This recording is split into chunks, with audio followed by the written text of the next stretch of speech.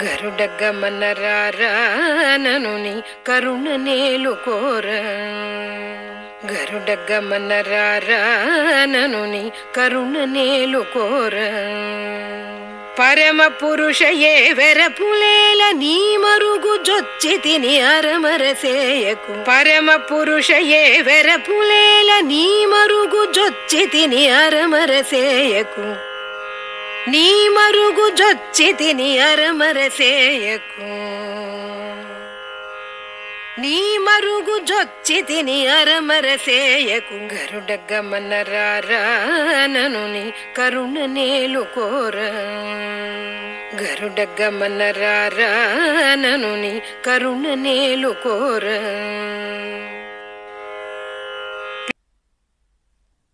శ్రీశ్రవణం ఛానల్కి శ్రోతలందరికీ కూడాను మరొకసారి స్వాగతం. ఈరోజు మనం విన్న ఈ కీర్తన సావేరి రాగంలో కృతి చేయబడ్డటువంటి రామదాసు కీర్తన. పాడిన వారికి అనేక అభినందనలు తెలుపుతూ వందనాలు తెలుపుకుంటూ మనం ఈరోజు యోగ వాసిష్టంలో నిన్న మనం 7 భూమికల గురించి కూడా చెప్పుకున్నాం. ఆ తర్వాత ఇది కావాలి అనే ఆలోచనే సంసారం అంటూ మనకి 126వ సర్గలో 85వ శ్లోకం చెప్పిందని కూడా చెప్పుకుని, అది ఉంటే రాగద్వేషాలు మనస్సుని ఆవరిస్తాయి అన్న విషయం కూడా చెప్పుకున్నాం. ఏ ఉపదేశాలు మనస్సుకి ఇంకా మనకు పట్టవు అనమాట. ప్రత్యాహార ప్రక్రియలతోటి ఆశను ఎప్పటికప్పుడు వెనక్కి లాగుతూనే ఉంటాయి. అవి పదార్థాలను భావించకుండా ఉండడాన్ని మనసుకు నేర్పించాలి, సంకల్పాలను ఆపుకోవాలి అంటూ వశిష్ఠుల వారు చెప్పారు. ఊర్ధ్వబాహుర్విరోమేష్య న కశ్చిత్ శృణోతి తత్ అసంకల్ప పరమం శ్రేయః న కిమంతః న భవ్యతే అన్నారు. ఇది 126వ సర్గలోనే 94వ శ్లోకం అనమాట. చేతులు ఎత్తుకుని అరుస్తున్నా కూడాను ఒక్కడు కూడా నా మాట వినడం లేదు. సంకల్పం లేకుండా ఉండడమే ఉత్తమమైన శ్రేయస్సు, దాన్ని ఎందుకు ఆచరించరు అంటూ అని రాముడికి మళ్ళీ చెప్తున్నారు. ఏమని? బహునాత్ర కిముక్తేన సంక్షేపాదిదముచ్యతే సంకల్పనం పరోబంధ తద్ అభావో విముక్తత అన్నారు. అంటే ఎక్కువ మాటలెందుకు, సంగ్రహంగా చెప్తాను విను. సంకల్పమే బంధం అయ్యా, దాన్ని వదులుచుకోవడమే విముక్తి. ఈ విషయాన్ని గ్రహించి అహంకార మమకారాల్ని పరిత్యజించు అన్నారు. అని అహం మమేతి సంవిదన్ నా దుఃఖతో విముచ్యతే అసంవిదన్ విముచ్యతే యదీప్సితం సమాచర అన్నారు. ఇది 102వ శ్లోకం 126వ సర్గలోనే. ఏమంటున్నారు ఇక్కడ? నేను నాది అనే ఆలోచన ఉన్నంతకాలం దుఃఖం పోదు. అవి పోతే దుఃఖం పోతుంది, ముక్తి లభిస్తుంది. నీకేది కావాలంటే అది నువ్వు చేసుకో అన్నారు. ఇక్కడతోటి వాల్మీకి మహర్షి మనకి ఈ నిర్వాణ ప్రకరణలో పూర్వార్ధంలో చెప్పదలుచుకున్న విషయం అంతా పూర్తి చేసేసారనమాట. ఈ విషయం అంతా అవతార పురుషుడైన రాముడికి చెప్పినట్లుగా అయింది. ఇక్కడ గ్రంథ ప్రారంభంలో వైరాగ్య ప్రకటనలో నా అత్యంతమజ్ఞో నోతజ్ఞ సోస్మిన్ శాస్త్రేయాధికారవాన్ అంటూ మనకి వైరాగ్య ప్రకటనలో 2వ సర్గలో 2వ శ్లోకంలో చెప్పారు. బొత్తిగా తెలియనివాడు కాదు, బాగా తెలిసినవాడు కాదు, అలాంటి సామాన్యుడే ఈ గ్రంథాన్ని చదవడానికి అర్హుడు అని వాల్మీకి మహర్షి స్వయంగా చెప్పేశారు. అందువల్ల ఇప్పుడు వశిష్ఠుల వారు చెప్పిన విషయాలన్నీ సామాన్య సాధకుడికి ఎలా అన్వయిస్తాయో చెప్పవలసిన బాధ్యత ఒకటి ఇంకా మిగిలిందనమాట. దానికోసమని వాల్మీకి వారు భరద్వాజ సంవాద రూపంగా 2 సర్గలను ఇక్కడ మనకి ప్రత్యేకంగా చెప్తున్నారు. వాల్మీకి మహర్షి ఈ పూర్వార్ధాన్ని ఇది చెప్పి ముగించదలుచుకున్నారన్నమాట. భరద్వాజుడు అంటే వాల్మీకి మహర్షి శిష్యుడు. రామాయణాన్ని దేవలోక సభలో గానం చేసినవాడు ఆయన. యోగవాసిష్ఠ గ్రంథానికి ప్రథమ శ్రోత ఆయన. ఈ విషయాన్ని దృష్టిలో పెట్టుకుని మనం ఇప్పుడు భరద్వాజుల వారు వాల్మీకుడితోటి అంటున్నారనమాట, గురుదేవా, వశిష్ఠ మహర్షి ఇదంతా శ్రీరాముల వారికి చెప్పారు కదా, మరి ఆయన అవతార పురుషుడు కదా, అయినా కానీ ఇన్ని సందేహాలు అడిగాడేమిటి అని అడిగి ఇంకేమంటున్నారు, గురుదేవా, శ్రీరాముడు అవతార పురుషుడు, స్వేచ్ఛగా అజ్ఞానాన్ని ఆహ్వానించి పరుల కోసం ఇంత సంభాషణ చేశాడు. ఆయనకు జ్ఞానం అందుకోవడంలో కష్టం ఏముంది? మరి నా బోటి వాళ్ల గతి ఏమిటి చెప్పండి? నా సాధన అత్యల్పం, నా అజ్ఞానం అతి సాంద్రం, అందుచేత నేను ఇది ఆత్రంగా అడుగుతున్నాను అంటూ తన గురువైన వాల్మీకిని అడిగారనమాట. అప్పుడు వాల్మీకి వారు అన్నారు, భరద్వాజ, ఇక రాముడికి ప్రశ్నలు ఏవీ తోచలేదు, మౌనంగా నిశ్చలంగా ఉండిపోయాడు. అప్పుడు భరద్వాజుడు అన్నాడు, గురుదేవా, అదే ఆశ్చర్యంగా ఉంది. రాముడికి వశిష్ఠుడికి జరిగిన సంభాషణ అంతా మీ ద్వారా నేను విన్నాను. నేను ఇలాగే ఉన్నాను. రాముడు మాత్రం సమాధిలోకి వెళ్ళిపోయాడు. నాలాంటి అల్పులు తరించేదెలాగ మరి అంటూ అడగగానే వాల్మీకి మహర్షి అన్నారు, భరద్వాజ, ఏదీ దాచకుండా మొత్తం అంతా నీకు చెప్పాను కదా నాయనా. ఇక ఈ విషయాన్ని నీలో నువ్వే చర్చించుకుని మదించుకుని తరిచి చూసుకో. ఒక నిశ్చయానికి రావాల్సింది నువ్వే కదా. ఇది నువ్వు చేయాల్సిన పని. అయితే రామవశిష్ఠుల సంభాషణ అంతా యతో వా ఇమాని భూతాని జాయంతే ఏన జాతాని జీవన్ యత్ప్రయంతి అభిసంవిశంతి అని వేదవాక్యం యొక్క మార్గంలో నడిచేక అదిగాక అవస్థాత్రయాన్ని విచారణ చేయడం ద్వారా తత్వనిర్ణయం చేసే విధానం ఒకటి ఉంది. అది సులభమే కదా అని వశిష్ఠుడు శ్రీరాముడికి దాన్ని ప్రత్యేకించి వివరించకుండా ప్రాసంగిక వాక్యాల్లో కలిపేశారు. నీకోసం అవస్థాత్రయ విచారణ సంగ్రహంగా నేను చెప్తాను విను అని. నీకు మహావాక్యాల అర్థం తెలుసు. అయినా సరే చైతన్యం కంటే భిన్నంగా ఈ ప్రపంచం ఉందని భావిస్తూ నీకు నువ్వే అడ్డాలు కల్పించుకుంటున్నావు ఎందుకు? ఎప్పటికైనా నేను చెప్పే ఉపాయాలను అనుష్ఠించి చిత్తశుద్ధి సాధించుకో అని ఆయన ఏం చెప్తున్నారు, భరద్వాజ, అవస్థాత్రయాన్ని గురించి నీకు ఎక్కువగా చెప్పక్కర్లేదు. ఈ ప్రపంచం సత్యం అనే మనోవృత్తిని జాగ్రత్త నిద్ర అంటారు. మెలకుగా ఉన్నానని వాడంటాడు, కానీ నిజానికి వాడు అజ్ఞాన నిద్రలో ఉన్నాడు. అందుకే ఆ స్థితిని జాగ్రత్త నిద్ర అంటారు. అలాంటి హృదయంలో చైతన్యం అనే దీపం వెలిగితే ఆ అజ్ఞాన నిద్ర పోతుంది.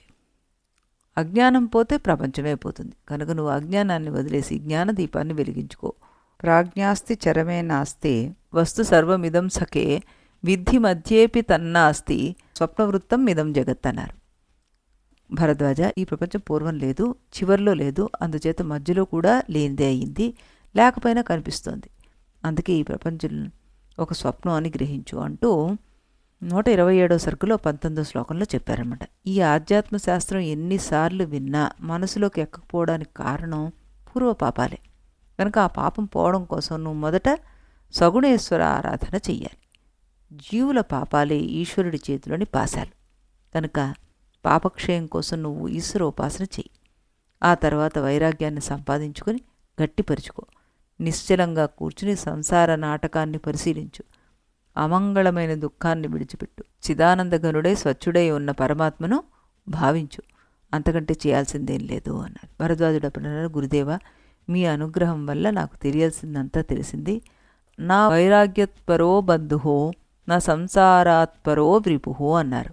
వైరాగ్యాన్ని మించిన బంధువు లేడు, సంసారాన్ని మించిన శత్రువు లేదు అంటూ దీనికి అర్థం చెప్పారనమాట. ఎక్కడ ఇది శ్లోకం 59లో 127వ సర్గలో. అక్కడ ఆయన ఒక రిక్వెస్ట్ చేశారు. ఎవరిని? వాల్మీకి మహర్షిని.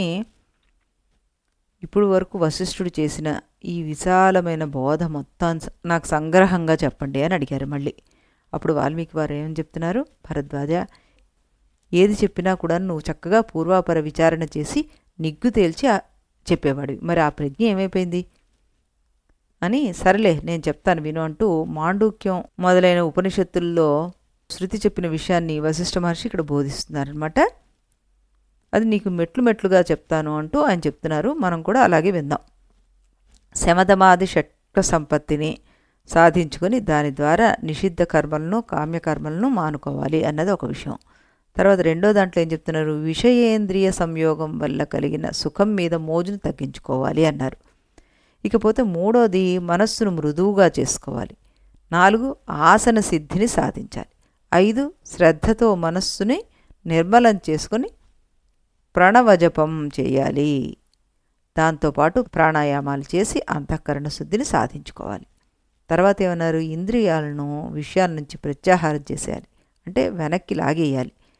తర్వాత ఏమన్నారు, అప్పుడు ప్రవిలాపన ప్రక్రియ ప్రారంభించాలి అన్నారు. కారణ వ్యతిరేకేణ కార్యస్వాభావ్య నిశ్చయ ప్రవిలాపనమిత్యేతత్ తదన్యత్వ నిశ్చయ అన్నారు. ఇది ఆర్యోక్తి అనమాట. కార్యకారణాల మధ్యలో కారణాన్ని మించిన కార్యానికి వేరే అస్తిత్వం ఏదీ ఉండదు. మట్టిని మించిన కుండకు వేరే అస్తిత్వం లేదు. అది ఇది ఒకటే అనే ఒక నిశ్చయాత్మకమైన భావనను ప్రతి మెట్టులోనూ చేసుకుంటూ వెళ్ళాలి. ఇదే ప్రవిలాపము అన్నారు. తర్వాత ఏం చెప్తున్నారు, వాచారంభణం వికారో నామధేయం మృత్యుకేత్యేవ సత్యం అన్నారు. అంటే కుండ అనేది పేరుకు మాత్రమే, అది కేవలం వికారం, ఒక మార్పు. సత్య పదార్థం మట్టే.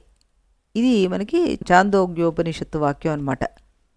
ఇది కూడా ప్రవిలాపన ప్రక్రియనే సూచిస్తుంది. కాబట్టి భరద్వాజ దేహం, ఇంద్రియాలు, మనసు, బుద్ధి, క్షేత్రజ్ఞుడు మొదలైన వాటిని ఒకటిగా తీసుకుని ఏది ఏ కారణం వల్ల జన్మిస్తుందో ఆలోచించుకుని కార్యరూపాన్ని క్రింద మెట్టుగాను అసత్యమైన దాన్నిగాను భావించుకుంటూ ఒక నిశ్చయమైన బుద్ధితోటి ఎప్పటికప్పుడు పైమెట్టుకు వెళ్తూ ఉండాలి. నీకు సులభంగా ఉండడం కోసం ఈ మెట్లను కూడా వర్ణిస్తాను విను అంటూ ఇంకా ఆయన ఏం చెప్తున్నారు మనకి, మొదట స్థూల దేహమే నేను అని ప్రారంభించాలి. చర్మేంద్రియాది సంఘాత రూపమైన ఈ స్థూలదేహం దేవతా సమష్టి రూపమైన విరాట్ పురుషుల్లోంచే వచ్చింది కనుక విరాట్ పురుషుడు కారణం, స్థూలదేహం కార్యం, స్థూలదేహం అసత్యం. అందువల్ల నేను కాదు, విరాట్ పురుషుడే నేను అనే భావన చెయ్యాలి. దీన్నే సంగ్రహంగా స్థూల దేహాన్ని విరాట్ పురుషుడి ప్రవిలాపన చెయ్యాలి అంటారు. దీన్ని ఇలాగే అర్థం చేసుకో, ఇంతకు మించి దీనికి వేరే వివరణ ఉండదు అన్నారు. అని మళ్ళీ ఏం చెప్తున్నారు, విరాట్ పురుషుడు అంటే స్థూలభూత సమష్టి అని చెప్పాం కదా, అతనికి కారణం సూక్ష్మభూత లింగ సమష్టి. ఇతని పేరే హిరణ్యగర్భుడు. ఈ స్థూలదేహంలో ఉండే జీవాత్మను ఆ హిరణ్య గర్భుడిలో ప్రవిలాపన చెయ్యాలి. హిరణ్యగర్భుడికి కారణం త్రిగుణాత్మకుడై మాయోపాధి కలిగిన అవ్యాకృతుడు కనుక హిరణ్యగర్భుడి అవ్యాకృతుడిలో ప్రవిలాపన చెయ్యాలి మనం. అవ్యాకృతుడికి కారణం సర్వాధిష్టానమైన శుద్ధ బ్రహ్మ కనుక ఈ వ్యాకృతి లేని శుద్ధ బ్రహ్మలో ప్రవిలాపన చెయ్యాలి దాన్ని. ఈ ప్రవిలాపనాభావం దృఢపడ్డాక దాన్ని ప్రణవ జపంతో అనుసంధానం చేయాలి. ఎలాగంటే ప్రణవంలో అకారము విరాట్ పురుషుడు, ఉకారము హిరణ్యగర్భుడు, మకారము అవ్యాకృతుడు. ప్రణవంలోని అర్థమాత్రే శుద్ధ బ్రహ్మ కనుక ప్రణవోపాసన చేసేటప్పుడు అకారాన్ని ఉకారంలోనూ, ఉకారాన్ని మకారంలోనూ, మకారాన్ని అర్థమాత్రంలోనూ ప్రవిలాపన చెయ్యాలి. ఇది ఒక రకమైనదైతే మరో రకమైన ప్రవిలాపన ఏమిటి, దేహంలో మాంస భాగానికి కారణం భూమి కనుక ఆ మాంసం అంతా భూమిమయమని భావన చేయాలి. అంటే మాంసాన్ని భూమిలో ప్రవిలాపన చెయ్యాలి. శరీరంలో రక్తానికి కారణం జలం కనుక రక్తాన్ని జలంలో ప్రవిలాపన చేయాలి.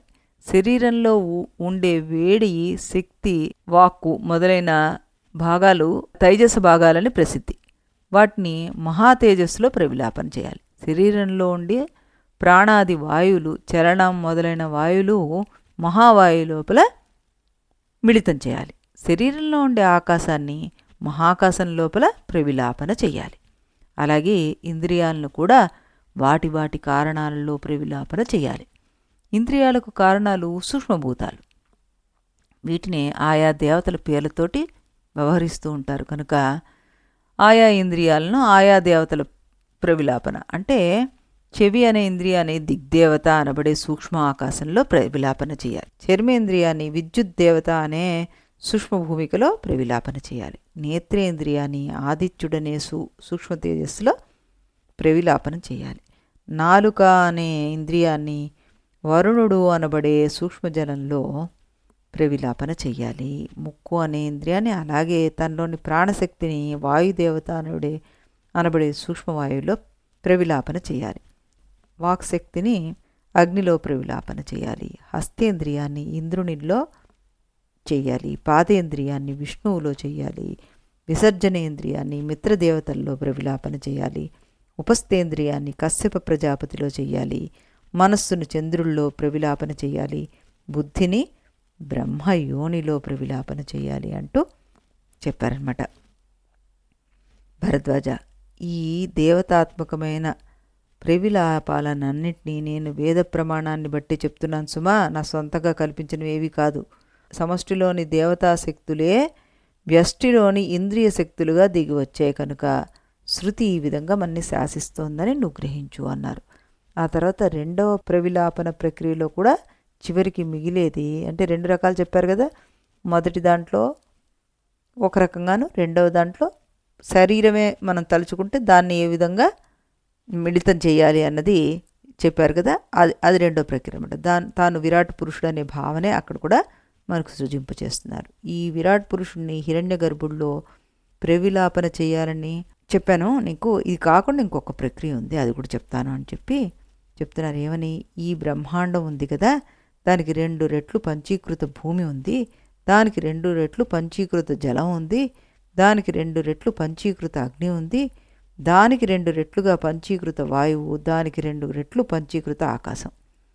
కొన్ని చోట్ల ఈ పంచభూతాలు ఒకదానికి ఒకటి 10 రెట్లు ఎక్కువ అని కూడా మనకు అప్పుడప్పుడు వ్యాఖ్యలు కనబడుతున్నాయి.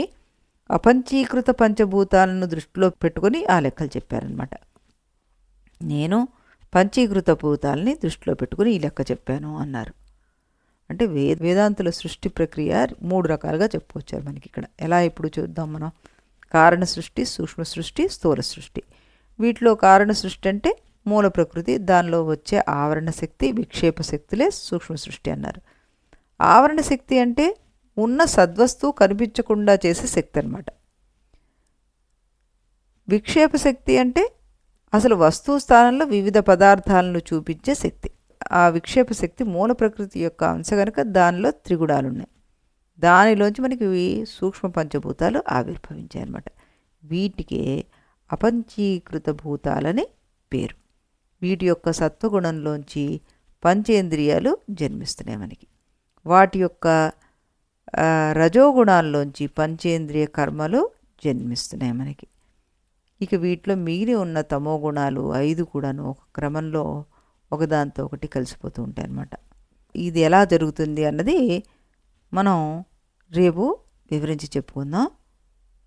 మళ్ళీ రేపు ఇదే సమయానికి ఇదే ఛానల్లో ఈ పంచీకృతం ఎలా అవుతుంది, ఎలా ఒకదాంట్లో ఒకటి కలిసిపోతాయి అన్నది వివరంగా చెప్పుకుందాం. అంతవరకు సెలవు. ఇదే సమయానికి ఇదే ఛానల్లో శ్రీరాములు వారి కీర్తన విన్న తర్వాత అప్పుడు మనం ఈ పంచీకృతం ఏ విధంగా ఒకదానిలో ఒకటి కలిసిపోయి పరమాత్మను చేరుతాయి అన్నది తెలుసుకుందాం. అంతవరకు సెలవు.